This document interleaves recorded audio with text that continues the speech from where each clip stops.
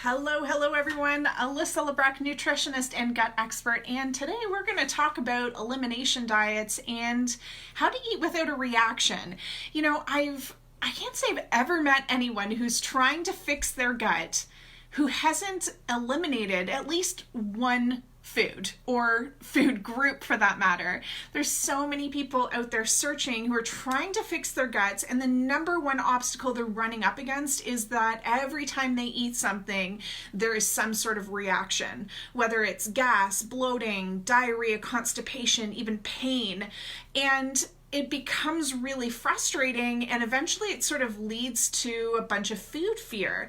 And so you start Googling or searching, or you're talking to your friend or your doctor, and all of these random recommendations get thrown at you of try this diet and that diet and eliminate this and try that, and it really just becomes so incredibly overwhelming when there's so much conflicting information out there. And so some of the most popular diets that are out there and circulating amongst the gut health world are anything from the low FODMAP diet to the IBS diet, the GAPS diet, the specific carbohydrate diet, and even some of these other popular ones for weight loss, such as keto and paleo, have started to kind of sneak over. And the truth is that none of these are probably working for you, because you wouldn't be watching this if they were. And so the whole thing just becomes even more frustrating when it feels like you're trying everything and nothing is working. And so today what I really want to do is talk about these elimination diets and give you some really tangible, helpful tools and what you need to do to be able to eat without reaction. And so the number one thing that I first want to dive into is, no matter what diet you're trying to follow, or even if it's just a plain old elimination diet, or maybe you're not abiding by any particular diet, you're just trying to avoid foods that hurt your tummy, it is going to lead to your gut getting worse. That's the truth of the matter, okay? And I'm going to explain why. I'm not going to give you any bold statements without you understanding why that is. But the thing is that there are some really negative things that can come from these types of diets and restrictive eating. And I want you to be super duper aware of them, so that if you are headed down this path, you can nip it right away to prevent your gut from getting worse, okay? So if you are trying to eat healthy, if you're taking out foods, following some sort of diet, please listen up and watch right through the end, because I'm going to be giving you some incredibly helpful tips. All right, so let's first talk about some of the problems with these diets. So the number one problem with restricting, eliminating, following any of these diets is that it's flat out starving your body. If you are following a low FODMAP diet, GAPS diet, specific carbohydrate diet, whatever diet, elimination diet, you are flat out starving your body. And that isn't working, my friend, because you are already deficient. Right? Your body, you know this, is struggling to break down foods, and so you're already feeling tired and sluggish, maybe even some brain fog or fatigue, memory issues. So you know your body is not doing so hot in the digestive department, which means you're not breaking down and digesting, absorbing vitamins and minerals to begin with from your foods. And then to follow some sort of diet that's then further taking out different variety of foods is just simply starving your body of the nutrients that it needs to heal. Now, guys, I'm not talking about taking out Big Macs and processed foods. These types of elimination diets that are being promoted amongst the gut health community have you taking out things like garlic and onions, or restricting things like broccoli and cauliflower. And the truth of the matter is that whole foods are not the problem. Processed foods, sure. Inflammatory foods, yeah. But these gut health programs that are out there, they're not talking to you about taking out Big Macs. They're telling you to take out fruits and vegetables. And guys, that's not the problem. And so this whole thing is really just further depleting your poor body. Does this make sense to everyone? And the truth is, I really want you to start regaining some of your energy. I want you to feel strength back in your body. And in order for us to do that, we've got to get variety of foods, but also lots of foods back into your world. And so if you're sitting at home and you're watching this and you're thinking, I am fucking terrified to eat food, let's just call a spade, right? I am absolutely terrified to eat foods. I don't go out to restaurants. I can't be a part of any sort of social gathering. If you're thinking Christmas or the holiday season's coming up and there's going to be nothing for you to eat, then that's a problem. We need to help you to integrate more variety of food into your world, okay? So not just for the nutrients, but also because these whole foods help to feed your good bacteria. So starving the body is really not going to be helpful for you. Now, the second thing is there's this whole line of thinking amongst this whole promotion of these crazy diets that they're telling you to take out things like, I'm going to pick on the FODMAP diet. So foods like high FODMAPs or things like broccoli, garlic, whatever, because they're hard to digest foods because of the saccharides or whatever it is, right? Every diet out there has some sort of food they're hating on. And the challenge with that is that no one's ever stopped to question, why are these foods hard to digest? Now, again, they'll talk about the structure of these foods and everything, but if we really take a look at it, do we really believe that whole foods like garlic that have tremendous healing benefits, so much benefit comes from these particular foods that they have been a part of herbal medicine for years and years and years, or they have been put into capsules as supplements in high doses to help you heal your gut? So do we really believe that these whole foods are damaging our gut? Or if we take a hot moment, just pause for a second and have some critical thinking and apply it to this and ask, why is it that maybe my body is struggling to digest the food? Is it really the food that's the problem? Or maybe it's my gut, right? Maybe it's because my gut has been going through all of this wear and tear over the years, right? Kind of like your car. This wear and tear has been happening for so many years. And with our car, we do maintenance on our car. You know, you would never skip an oil change. Otherwise, you'd need a new engine and that's expensive. So you do the dang oil change. But with our gut and our bodies, this wear and tear just keeps happening over the years. So our body becomes depleted. We've never been taught how to do maintenance on our gut. And so eventually your body is going to struggle to break down foods. Now, is that the food's fault, or is that maybe that your gut needs a little bit of support in helping to break down those foods? And so, you know, foods are getting the bad rap here when it comes to fixing the gut. And it's really not the food at all.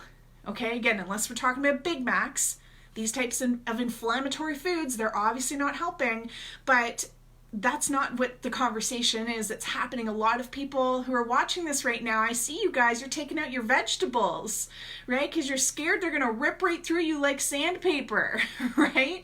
Or you're scared that you're not going to poop for a week if you have that kind of fiber in your diet, right? But these foods aren't really the problem, guys. So that whole line of thinking that these are hard to break down foods, it's not really that. It's that the gut is weak, it's underactive, and we need to light that fire again in the gut. Okay, now the other big problem with these elimination diets is they're just simply causing a ton of food fear. We know this because, well, first of all, we see this with the hundreds of clients that we work with. People are terrified to go into holiday seasons. They don't want to go out with their spouse because they're scared there's not going to be anything to eat. We see this all the time with people coming into the program. But it's not just about food fear. If you've been struggling with this for so many years and you've tried elimination diets and restrictive diets and all these sorts of things, what really starts to happen is it creates disordered eating, where we start to fear, not just fear, but we like actively avoid. It becomes a real source of stress. We become manipulative with our food in the sense that we won't touch it with a 10-foot pole, to the point where we're further going back to problem number one, depleting ourselves because we're terrified food is going to hurt our body, right? This restrictive disordered eating can lead to eating disorders, flat out. Okay? And so that isn't healthy because, again, by nature, do we really believe that sweet potatoes are the problem? Do we believe that sweet potatoes are going to ruin our gut? No, it's really not, guys. And so that's why I want to help you guys go beyond the food. Otherwise, you're going to keep eliminating and eliminating. You're going to run out of foods to eat, okay? And some of you guys might be there and you're living on some bland, boring diet right now, and you're thinking like, if I got to eat another piece of cardboard one more time, I am just done, right? And so that's not really helpful. The last thing that's really not helpful about any sort of elimination diet is none of these diets are taking into account your individual body. And this is where it gets a little bit tricky. People will say to me like, Alyssa, what should I eat? And the truth is I don't know until we work closely together, because I don't know what is keeping your gut so angry, right? And so if I were to make a random recommendation and say, well, generally, like on the whole, Brussels sprouts are healthy for you. So you absolutely eat Brussels sprouts. They're a vegetable. Great fiber, lots of vitamins, minerals, get them in your diet, right? But if you eat Brussels sprouts and they cause bloating for you or gas or whatever, then that's not a helpful recommendation, right? And so this is also why we need to take things beyond just taking the food out. We have to make it so that your body's no longer reacting to it. It's actually breaking the foods down, and then it's a non-issue. Right? So I don't like to just make random food recommendations. I'd rather help you fix your gut and help you to break down those foods so they're a non-issue. Does this make sense, guys? You see, with these diets here, approaching fixing your gut solely with food is like having tunnel vision. It's like having tunnel vision. And the challenge is that just working with food, only working with food to try and fix your symptoms is not going to give you good results, right? And I always say this, I want to answer the question why your body is reacting. Why are you having diarrhea? Why are you having constipation? And it's when we answer those questions, that's when you start seeing the results. So what I want to show you today, what we do for our clients in the Love and Trust Your Guts program is we put them through a complete gut nutrition repletion plan, and I'm going to show you exactly what that looks like. So if you guys got a pen, I want you to grab that right now, because I'm going to teach it to you. Now, here's the way that you need to start looking at food. I want you to look at this and think like, what is the Alyssa diet, or what is the Dawn diet, Sheila diet, whoever is watching this, what is the individual diet that's going to work for your body, okay? Not the keto, not the paleo, the FODMAP, get rid of all that stuff, okay? It's not working. It's not working, otherwise you wouldn't be here, right? It's not working, or at least not for long, right? So the second you come off of some of those diets, all your symptoms come rushing back. So it's not working. So I want you to start thinking about your individual body. What is going to work for you, okay? Now, here's the beautiful part about the way that we do our personalized gut meal plans for our clients. Most traditional meal plans will break it down and say, okay, it's Monday morning, you should make blueberry pancakes. And you'd be thinking like, you're nuts, Alyssa. I don't have time to make blueberry pancakes on a Monday morning. Or maybe you're allergic to blueberries, or you hate pancakes. Whatever the reason is, those types of meal plans don't work, because as soon as that meal plan's over, we haven't taught you how to feed yourself. And so what we do for our clients is we break them down into food groups. This is not counting macros, okay? Not doing that diet either, okay? We're just talking about foods. Keeping food really simple, guys. Going back to your main food groups: protein, fat, carbs, vegetables, fruit. Very simple. Okay? You need to eat all of these categories. And what's really common for people who are scared of eating or struggling with gut issues is they start missing certain categories. So the two biggest categories that most of our clients are missing when they come into the program is they're not eating enough protein and they're not eating enough vegetables. And they're usually overcompensating and making up for those missing categories by eating too many carbs. Okay? And just to be clear, carbs are not the devil. You need carbs. They give you energy, all right? But too many is not good. So I want you to think, write this down: protein, fat, carbs, vegetable, fruit. 5 food groups, all right? Now, the way that I want you to start thinking about this is much like a checklist. So every time you go to eat, you need to have each of these foods on your plate. Now the exception here is fruit. Now, when we're dealing with gut issues, for some people, fruits are best on their own. If we're working with someone who has blood sugar issues, fruits are best paired with something like a fat or a protein to help slow the digestion of that sugar. But I don't recommend having fruit with a full-on meal.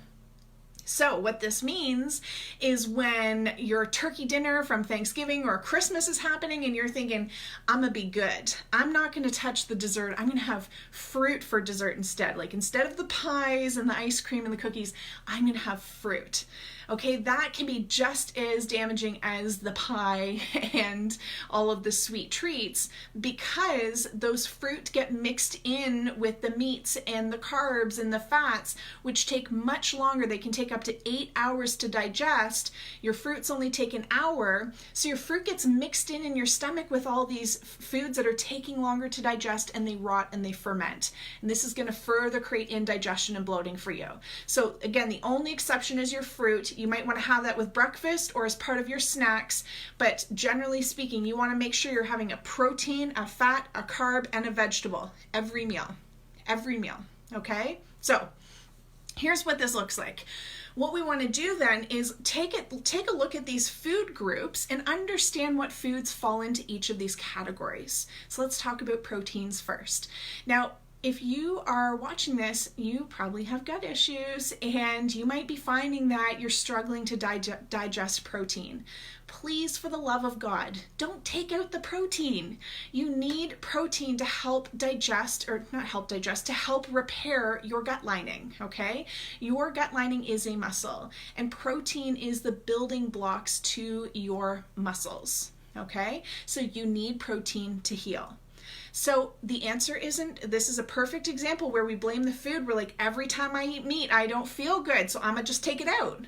Meanwhile, the reason it's not sitting well is because you're struggling to break it down. So we have to fix that, okay? We're talking about food, but at some point you've got to get on a responsive, sustainable, healthy gut repair system so that we're fixing the reason why your body's reacting to food, okay? But proteins, don't take them out. You need them.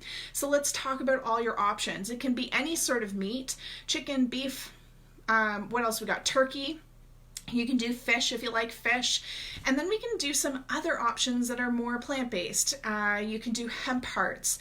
I don't always recommend tofu. It doesn't sit the best for most people. It can be hard to digest. If you do decide to do tofu, make sure that it is organic. And even better, you can find fermented soy, and that makes it even easier to digest. You can do plant-based protein powders. I do not recommend whey powders. So plant-based powders would be a great option. And you can even do eggs, which would be more of a vegetarian source of protein. So these are all of your protein options. So when you go to sit down and have a meal, you need to make sure you have some sort of protein on your plate. Always, always, always. It's non-negotiable. Breakfast, lunch, dinner, gotta have it, okay? Then I want you to look at your carbs. Remember, you need carbs. Okay, the problem is that a lot of people are overeating carbs because they're missing out on protein and vegetables. If you are skipping other food groups, I promise you, you will overeat in another category to make up for it. Your body's smart and it's trying to not starve. And so it will make you overeat in another area. So this is why carbs over the years have gotten a bad rap. But again, it's not the carb. It's that we're overeating them because we're not getting these other categories. So healthy amounts of carb is totally fine.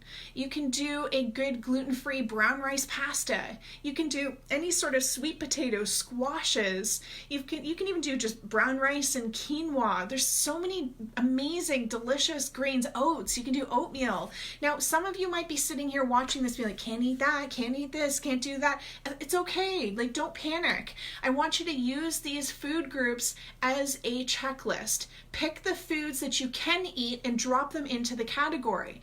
This is how you can eat without having fear. You don't have to follow food recipes and all of these traditional meal plans that are telling you to eat stuff you can't have.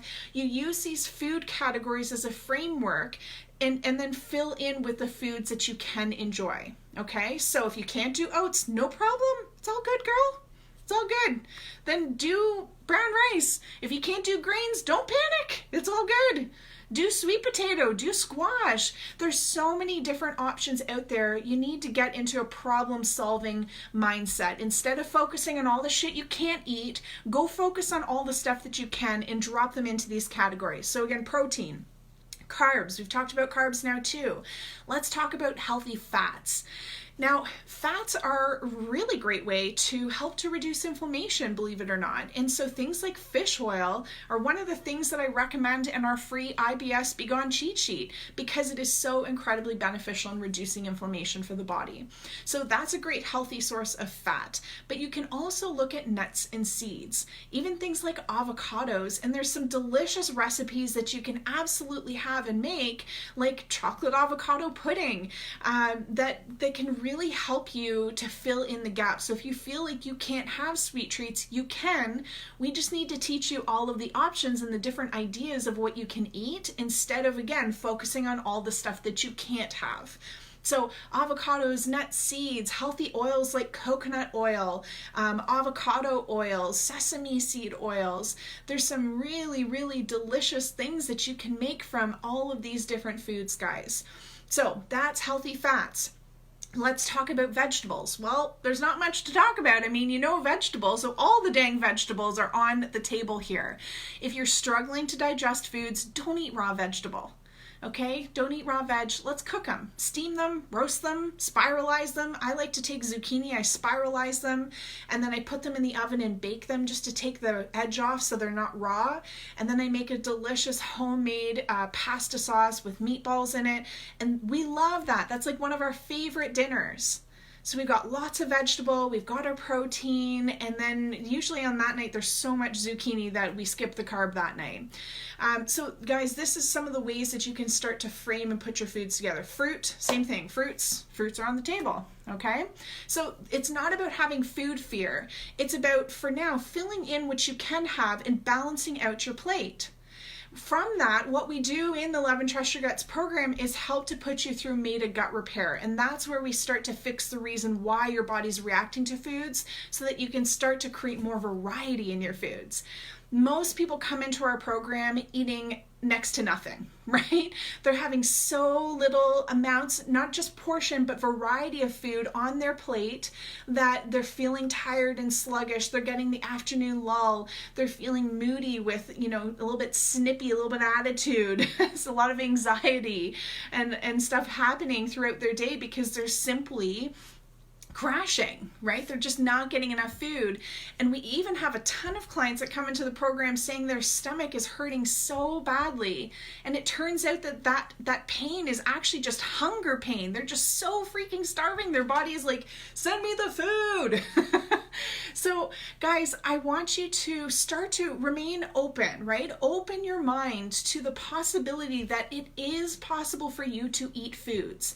And instead of focusing on what you can't have, I want you to look at these food group categories: protein, fats, carbs, vegetables, and fruits, and making sure that you're nailing these at each meal. So breakfast could be one of my favorite things to do. I like to do like sweet potato hash. So I cube up my sweet potatoes nice and small, and I'll bake those in the oven, and I'll do up usually 2 scrambled eggs with some vegetables in a pan, and I cook it in a coconut oil. So my sweet potato is my carb, my eggs are my protein, I've got my veggies are my veggies, and my coconut oil for cooking all this in is my healthy fat. All right. And then lunch might be, what did I have today? Today I had a coconut curry stir fry. So I had a bit of brown rice, and then I had chicken. So my brown rice was my carb. I had some chicken for my protein, and then I had a bunch of vegetables. I did some onions and bell peppers. What else did I do in there? Cauliflower. And then that was my vegetable. And then the sauce was coconut cream with some curry spices. Okay, so I got my fat in there. So food can be really simple, guys. Now, some of these foods that I'm listing might not agree with you. That's okay. It's all good. I want you to then swap it out for something that does work for you. Alrighty? Now, if you're watching this and you're like, I am so ready to be able to eat without a reaction. I'm so sick and tired of eating and landing on the toilet, or eating and then can't poop, or eating and looking like I'm 9 months pregnant. Or maybe you're just tooting up a storm. But if you're watching this and you're tired of eating and getting these constant reactions, shoot me a message. Let's try to figure out what's causing the reactions for you, okay? Now remember, it's not the food. There's some sort of damage or deficiency that's happening in your individual body. Let's see if we can troubleshoot that and figure out what might be missing for you so that we can actually get you eating more variety so that you can heal faster. Sound good? Shoot me a message. Let me know. Now, if you guys found this helpful, can you do me a favor? Can you give it a like, give it a share? And then this Thursday, we're coming back. I'm going to be talking about risk factors for bacterial imbalances in your body. Now, this is really important, guys, because, you know, the interesting thing is it's not really a question of if you have a bacterial imbalance, it's how bad is it? And so we're going to dive into that this coming Thursday. So make sure you come join us. All right, guys, we'll see you then. Bye.